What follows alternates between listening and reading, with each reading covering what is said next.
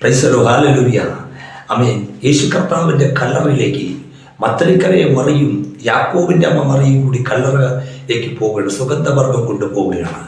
അപ്പോൾ അവർ പറയുകയാണ്, എന്തെന്ന് വെച്ചാൽ ആമേൻ യേശുവിൻ്റെ കല്ലറി തെളിക്കേണ്ട കല്ലറ ഈ സുഗന്ധവർഗം ആമേൻ എന്ത് ചെയ്യാൻ പോവുക, ആമേൻ കല്ല് മാറ്റണം എന്നാൽ തെളിക്കാൻ പറ്റത്തുള്ളൂ.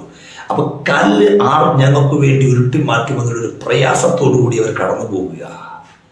അപ്പോൾ കല്ല് ഭയങ്കര വലിപ്പമേറിയ കല്ലാണ്, പക്ഷേ അത് ഉരുട്ടി മാറ്റാൻ ഇവർക്കും പറ്റത്തില്ല, ഇവരെ കൊണ്ട് കഴിയത്തില്ല. പക്ഷെ ഇവരെ ചിന്ത എവിടേക്ക്, ഇവരാരും നനച്ചിട്ട് പോകണം, യേശുവിനെ നനച്ചിട്ട് പോകണം, യേശു കർത്താവിനെ നനച്ചിട്ട് അവർ പോകുന്നത്.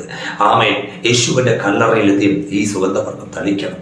അവരുടെ മനസ്സിൽ മുഴുവൻ യേശുവാണ്, കർത്താവിനെ ഓർത്തിട്ടാണ് പോകുന്നത്. ഞാനൊരു കാര്യം പറയട്ടെ, യേശുവിനെ ഓർത്തിട്ട് പോകുന്നവൻ്റെ ജീവിതത്തിൽ പരാജയമല്ല വരാൻ പോകുന്നത്, വരാൻ പോകുന്നത്. യേശുവിനെ ഓർത്തിട്ട് പോകുന്നവനെ, യേശുവിനെ ഓർത്തിട്ടുള്ളവൻ്റെ ജീവിതത്തിൽ ഏത് തകർച്ചയാണെങ്കിലും ഏത് പരാജയമാണെങ്കിലും സ്തോത്രം അതുപോലെ വിജയകരമാകാൻ പോവുകയാണ്. കാരണം ഇത് അവിടെ കടന്നു പോയപ്പോൾ ഇവിടെ മുമ്പിൽ എന്തില്ല, ആ കല്ല് ഉരുട്ടിക്കളഞ്ഞതായി കണ്ടു. കാരണം എന്ന് ചോദിച്ചാൽ യേശുവിനെയാണ് അവർ ഓർത്തിട്ട് പോയത്. യേശു കർത്താവിനെ ഓർത്തവന്റെ ജീവിതത്തിൽ എത്ര വലിയ കല്ലുണ്ടെങ്കിലും അത് ഉരുട്ടിക്കളയുവാൻ ദൈവശക്തനാണ്.